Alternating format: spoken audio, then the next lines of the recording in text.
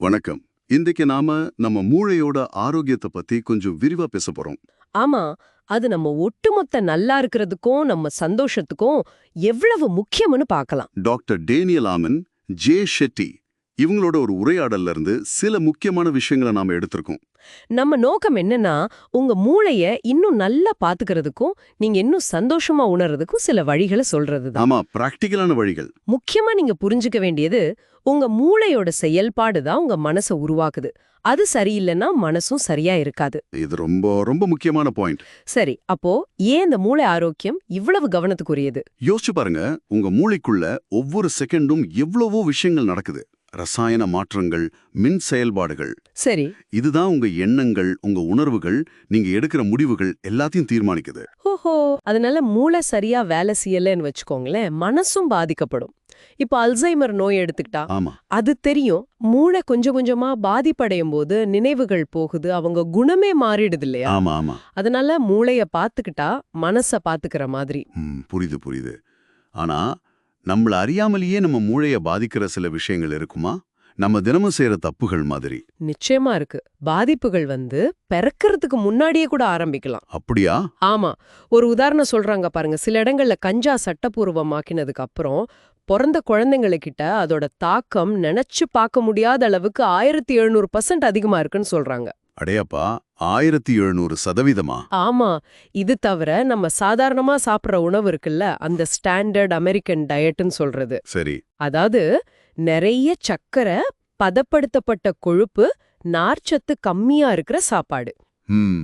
அப்புறம் உடற்பயிற்சியே செய்யாம இருக்கிறது. ம். அது மட்டும் இல்ல, சில சமயம் தலையில லேசா அடிபடும் இல்ல, அதை நம்ம பெருசா எடுத்துக்க மாட்டோம். ஆமா, சின்ன அடிதானேன்னு விட்டுடுவோம். ஆனா அந்த மாதிரி சின்ன தலையதிர்ச்சிகள் கூட பின்னால மனச்சோர்வு இல்ல சில சமயம் போதை பழக்கத்துக்கு கூட வழி கொடுக்கும்னு சொல்றாங்க. ஓ, அப்போ இந்த பாப்டாட்ஸ் மாதிரி காலையில சாப்பிடுறது? ஆமா, அது மாதிரி ரொம்ப சர்க்கரை உள்ள உணவுகள் ரத்த சர்க்கரையை திடீர்னு ஏத்தி இறக்கும். அது மூளைக்கு நல்லதில்ல, சேதப்படுத்த வாய்ப்பு இருக்கு. இதெல்லாம் கேட்கும் போதே நம்ம பழக்க வழக்கங்களை மாத்தணும்னு தோணுது. சரி, இதுக்கெல்லாம் தீர்வு இருக்கா? தினமும் செய்யக்கூடிய சின்ன சின்ன மாற்றங்கள் மூலமா மூளைய நல்லா வச்சுக்க முடியுமா? கண்டிப்பா. டாக்டர் ஆமன் சில டைனி ஹேபிட்ஸ், அதாவது சின்ன பழக்கங்களை சொல்றாரு. ரொம்ப சிம்பிள். சொல்லுங்க. ஒன்னு, நீங்க ஏதாவது செய்யறதுக்கு முன்னாடி ஒரு செகண்ட் யோசிக்கணும், இது ஏன் மூளைக்கு நல்லதா கெட்டதா அப்படின்னு. ஆஹா, இது நல்லா இருக்கே, சுயமா கேட்டுக்கிறது. ஆமா. ரெண்டாவது, காலையில எழுந்த உடனே இன்னைக்கு நாள் நல்லா போகும் அப்படின்னு உறுதியா உங்களுக்கு நீங்களே சொல்லிக்கிறது. ஒரு பாசிட்டிவ் ஸ்டார்ட். சரி. மூணாவது, ராத்திரி தூங்க போறதுக்கு முன்னாடி இன்னைக்கு என்ன நல்ல விஷயம் நடந்துச்சு அப்படின்னு யோசிக்கிறது. ரொம்ப சின்ன நல்ல விஷயமா இருந்தா கூட பரவாயில்ல.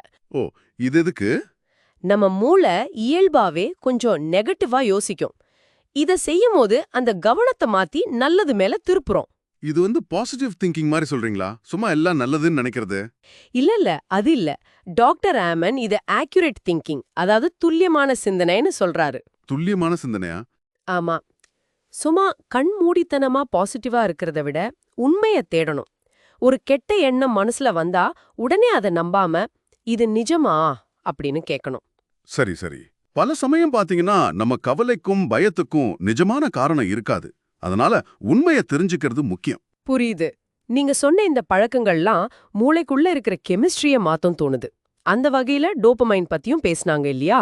ஆமா, டோபமைன். அந்த சந்தோஷத்தை கொடுக்கிற ரசாயனத்தை எப்படி சரியா கையாளுறது? டோபமைன் நம்மள உற்சாகமா வச்சுக்கிறதுக்கும் ஒரு திருப்தி உணர்வுக்கும் முக்கியம். ஆனா பிரச்சனை என்னன்னா, என்ன? நம்ம சக்கரை சாப்பாடு, மது இந்த மாதிரி விஷயங்கள் மூலமா டோபமைனை ஒரேடியா கொட்டுறோம். டம்பிங். அப்படி இல்லாம அதை கொஞ்சம் கொஞ்சமா ட்ரிப்பிங்கா அனுபவிக்கணும். ஓ, கொஞ்சம் கொஞ்சமாவா? அது எப்படி? அதுக்கு இயற்கையான வழிகள் இருக்கு.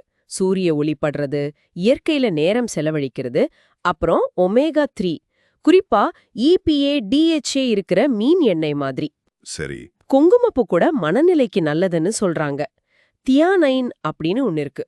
இதெல்லாம் டோபமைனை சீரா சுரக்க வைக்கும். ஓகே. முக்கியமா ஒரு வரி சொல்றாங்க, உங்களை நேசிக்கிற உணவை நீங்க நேசிங்க அப்படின்னு. அதாவது நம்ம உடம்புக்கு நல்லது செய்யற உணவை விரும்பி சாப்பிடணும். இது நல்லா இருக்கு. Love food that loves you back. அப்புறம் மூளை வகைகள் பத்தியும் சொன்னாங்க. அது என்ன, ஒவ்வொருத்தரோட மூளையும் வேற வேற மாதிரியா? ஆமா, அது ஒரு இன்ட்ரெஸ்டிங்கான விஷயம். எல்லாருடைய மூளையும் ஒரே மாதிரி இல்ல. சில பேருக்கு ஸ்பான்டேனியஸ் வகைன்னு சொல்றாங்க. அவங்களுக்கு புதுசு புதுசா செய்ய பிடிக்கும். சரி. அவங்க ஒரே மாதிரி எக்ஸசைஸ் செஞ்சா போர் அடிச்சிடும். அதனால பல வகை பயிற்சிகளை மாத்தி மாத்தி செய்யணும். ஓ. ஆனா பர்சிஸ்டன்ட் வகைன்னு இருக்காங்க. அவங்களுக்கு ஒரு ஒழுங்கு, ஒரு ருட்டீன் பிடிக்கும். அவங்களுக்கு ஒரு நிலையான பயிற்சி அட்டவணை நல்லா ஒத்து வரும். அப்போ நம்ம மூளை வகை என்னன்னு தெரிஞ்சுக்கிட்டா அதுக்கேத்த மாதிரி நம்ம பழக்கங்களை மாத்திக்கலாம் இல்லையா? கரெக்ட். உங்களுக்கு எது சந்தோஷத்தை கொடுக்கும், பிரச்சனைகளை எப்படி சமாளிக்கலான்னு உங்க மூளைக்கு ஏத்துற மாதிரி வழிகளை தேர்ந்தெடுக்கலாம். இது நிஜமாவே பயனுள்ளதா இருக்கு. கடைசியா ஒருத்தரோட கடந்த கால அனுபவங்கள், குறிப்பா அதிர்ச்சியான சம்பவங்கள், ஆமா, ட்ராமா. அது மூளைய பாதிக்கும்னு அதுல இருந்து மீண்டு வர வழிகள் இருக்குன்னு சொன்னாங்க. ஏசிஸ், EMDR பத்தி கொஞ்சம் சொல்லுங்களேன். ஏசிஸ்ங்கிறது சின்ன வயசுல நடக்கிற ரொம்ப கஷ்டமான அனுபவங்கள், அட்வர்ஸ் சைல்ட்ஹுட் எக்ஸ்பீரியன்சஸ். ம். இது பிற்காலத்துல உடல் ரீதியாவும் மன ரீதியாவும் பெரிய தாக்கத்தை ஏற்படுத்தும். நீண்டகால பாதிப்பு. ஓ, அதிலிருந்து மீள முடியாதா? முடியுமே. அதுக்கு தான் EMDRன்னு ஒரு சிகிச்சை முறை இருக்கு. Eye movement desensitization and reprocessing. இதுல மருந்து மாத்திரை எதுவும் இல்ல. அப்படியா? எப்படி வேலை செய்யும்? இது அந்த அதிர்ச்சியான நினைவுகளை ஒரு பாதுகாப்பான சூழல்ல மறுபடியும் அணுகி அதோட பிடியிலிருந்து விடுபட வைக்கும். நம்ப முடியல. உதாரணத்துக்கு போலீஸ் அதிகாரிகள் மேல ஒரு ஆய்வு செஞ்சாங்க.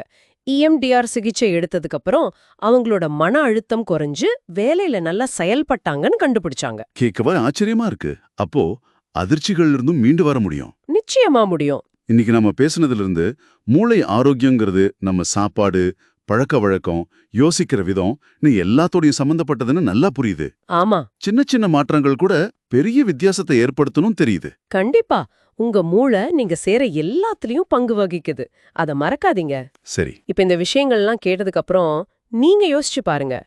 அந்த நேரத்து திருப்தியை தாண்டி உங்க மூளையோட நீண்ட கால ஆரோக்கியத்துக்காக நீங்க உடனடியா செய்ய போற ஒரே ஒரு சின்ன மாற்றம் எதுவா இருக்கும்?